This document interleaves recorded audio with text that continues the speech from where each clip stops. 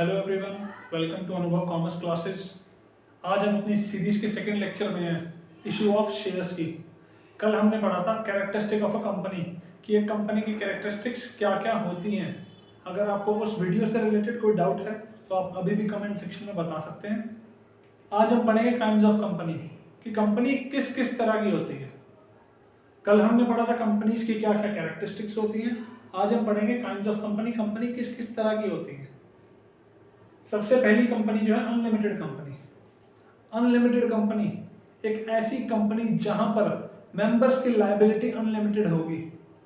अब इस unlimited liability का मतलब क्या है, पहले ये समझ लीजिए कि कल को मान लो कंपनी का बिजनेस शट हो जाता है, कंपनी डूब जाती है और हमारे को अपने पास जो भी एसेट्स हैं उन्हें बेचकर सारे कर्जदारों का मतलब सारी लायबिलिटीज को पे करना है।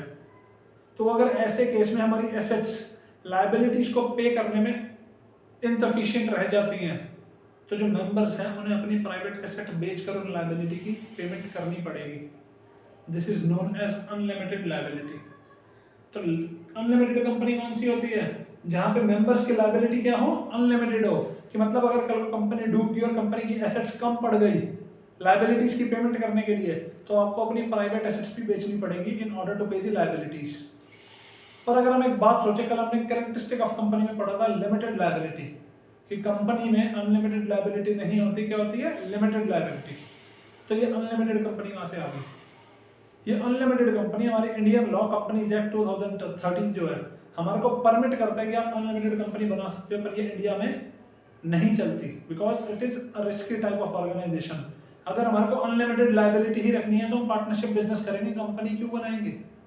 हम क्यों इतने सारा पेपर वर्क बढ़ाएंगे?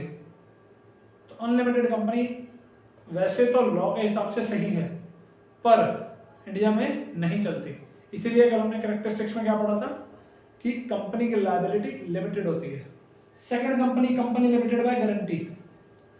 इसमें ध्यान से सुनिए, जब आपको मेंबर बनाया जाएगा ना, जब आपको शेयर्स दिए जाएंगे, आपसे उस टाइम एक मिनिमम अमाउंट गारंटी करवा ली जाएगी। आप अपने खुद बताओगे कि भैया मैं इतनी गारंटी देता हूँ कि अगर कल को कंपनी का खतरे में आती है तो इस अमाउंट तक मैं अपनी तरफ से पे करूँगा।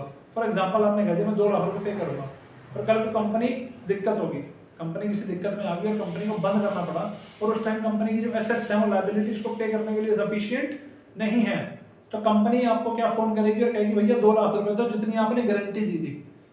मतलब आपकी कंपनी की आपने गारंटी दी है in order to pay the liabilities at the time of insufficiency of assets to pay them। तो आपको सिर्फ जितनी अमाउंट आपने गारंटी करी है आप उतनी अमाउंट के लिए लायबल हो, उससे ज्यादा लायबल नहीं हो। मतलब एक लिमिट आ गई किस चीज की? जितनी आपने गारंटी दी है। तो ऐसी कंपनी को क्या कहेंगे? Company limited by guarantee. अब जो थर्ड कंपनी आती है वो है कंपनी लिमिटेड बाय शेयर्स। ये कैसी कंपनी होगी?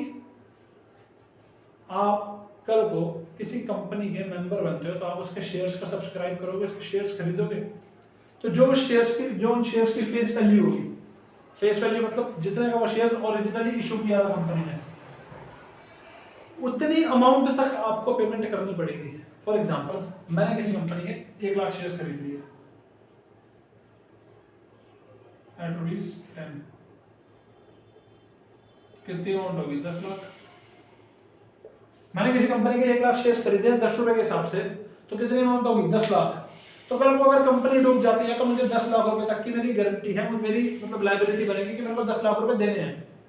अगर मैं पहले ही दे चुका हूं तो मुझे दोबारा कुछ नहीं देना। फॉर एग्जांपल मैं कंपनी के डूबने से पहले ये 10 लाख पूरे दे चुका हूं कंपनी को, तो उस टाइम पे कंपनी मेरे से कुछ नहीं मांग सकती क्योंकि जितनी मेरी लायबिलिटी थी, जितनी मेरी लिमिट थी, उतना पैसा मैं दे चुका हूँ। हाँ, अगर इसमें से पूरे नहीं दिए, फॉर एग्जाम्पल 6 लाख दिए और 4 लाख रह गए हैं, तो उस टाइम पे कंपनी मेरे से 4 लाख वसूल कर सकती है बिकॉज वो कैसी कंपनी है? Company limited by shares. यहाँ पे जो मेंबर्स की गारंटी है, मेंबर्स की जो लायबिलिटी है वो कहाँ तक होती है? To the nominal value of shares hold by them. जितना उन्होंने शेयर होल्ड करे हैं उसकी जो नॉमिनल वैल्यू होगी उतने तक आपको अपनी लायबिलिटी पे करनी पड़ेगी। तो हमने 3 तरह की कंपनी पढ़ी, unlimited company, company limited by guarantee और कंपनी लिमिटेड बाय शेयर्स। इसमें किसी को कोई डाउट है तो वो बता सकता है नीचे कमेंट सेक्शन में। उसके बाद कंपनी लिमिटेड बाय शेयर्स 3 तरह की हो सकती है, प्राइवेट कंपनी, पब्लिक कंपनी और 1 पर्सन कंपनी। इनको हम आने वाली वीडियोस में डिटेल में पढ़ेंगे।